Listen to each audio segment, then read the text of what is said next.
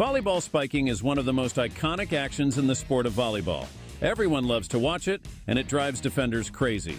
And this is exactly what we are going to teach you, the perfect volleyball spike to shine on volleyball courts. Are you ready to smash some balls? But first, hold your horses for a while. Volleyball spiking is a really complex set of small movements that need to be done correctly. Don't worry, you can do it, but we need to start from the very beginning and move step by step. We'll take you on a journey to become a good volleyball spiker. But for the first step, you don't even need a ball. This video is for anyone who wants to improve their spiking technique. Kids will learn everything from the ground up, and amateur adults will find out what they are doing wrong and how to fix the mistakes. You will hear everything from the position of a right-handed player. For left-handed players, the same applies, but mirrored. The first stage of the evolution of the volleyball spiker, the archer. At first, we have to learn how to move our arms and hands properly. Your striking arm has to gather as much kinetic energy as possible, and that's why we have to perform this seemingly complicated movement. Imagine that your hand is a whip that you're about to swing. At the beginning, there's a movement of the arm, then a bend at the elbow, and at the end, the wrist. A parent or coach can help children perform the correct arm movement. It used to be taught that the elbow should rise above the head, but now we know that this is not the way to do it because it puts unnecessary strain on the joints and it is not technically correct. So watch out. Health is the most important thing, and there is only one correct technique.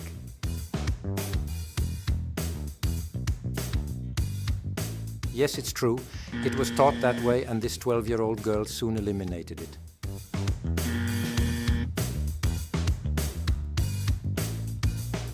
Here too, in a 13-year-old boy, the elbow should go lower around the shoulder, but these are really little things that we can deal with or even live with.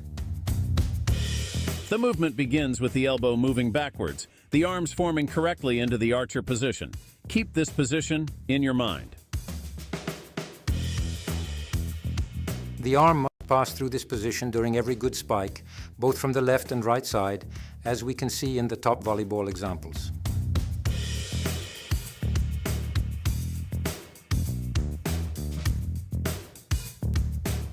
After the archer's position, the elbow rises upwards, with the palm falling first behind the head and then rising upwards to a point that is ideal for hitting the ball. This point is above the right shoulder. The whole chain of movement ends with the movement of the wrist.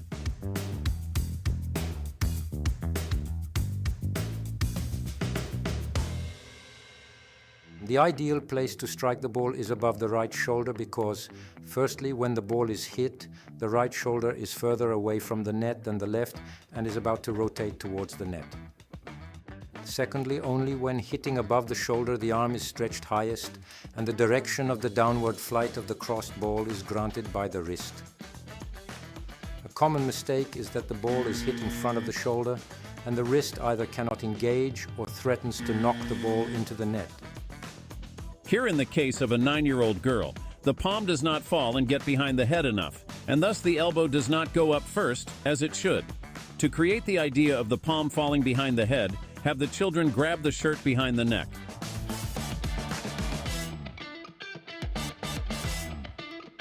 The correct arm movement for spiking needs to be trained properly to get into your blood.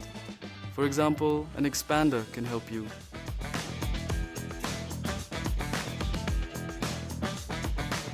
Once you know where the arm is supposed to go, you can use an overball, which is a soft rubber ball that the child can hold in the hand while moving the arm, so we can start to learn how to throw correctly.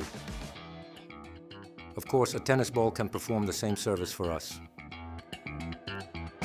But let's not get ahead of ourselves. That's a topic for the next step. Volleyball is evolving, and alongside the traditional archer technique, there is increasingly a technique where the elbow goes below shoulder level, as we see here. We will keep an eye on this development, and if this technique prevails, it will also affect our methodological approach. And before we go any further, let's enjoy together the hard spike of the Cuban spiker with its emotional accompaniment.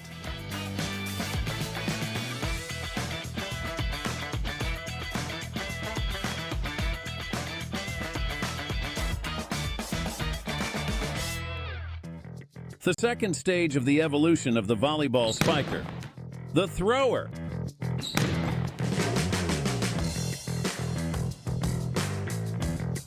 The movement of the arm when spiking is not only similar to cracking a whip, but also to the biomechanics of throwing, so it is a good start to learn how to throw an overball or tennis ball correctly. We start in a kneeling position, so as not to complicate the movement of the legs, we will add them later.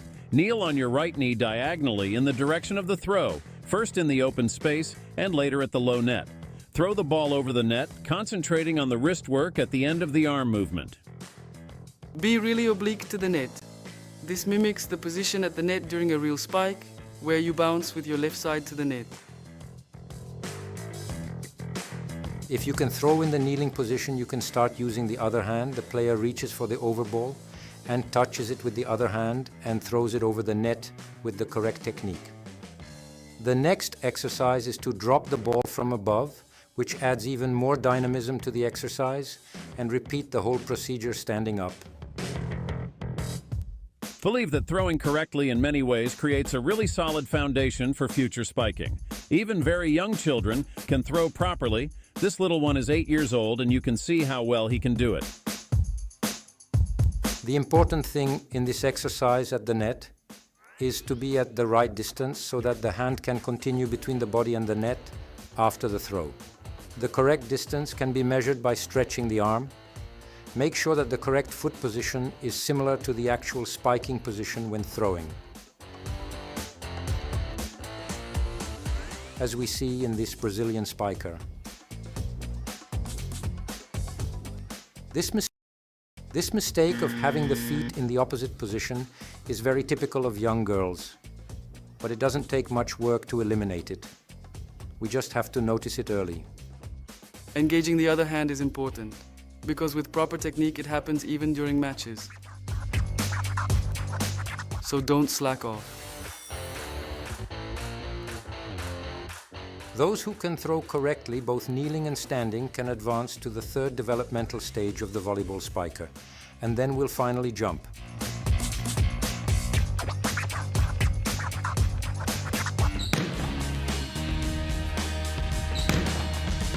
The arm movement starts with the elbow of the striking arm being thrown backwards. The striking arm must always pass through the archer's position, where the stretched non-striking arm points forward and upwards. The palm falls behind the head, then rises upwards. The elbow rises up before the strike, followed by the wrist. The ball is hit over the right shoulder, and the downward direction is given by the wrist.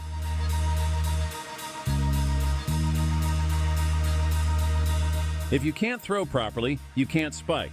We start by throwing an overball or a tennis ball kneeling with the left side forward. When throwing standing at the net, it is necessary to take the correct position with the left hip forward. The non-striking arm rises above the head when throwing.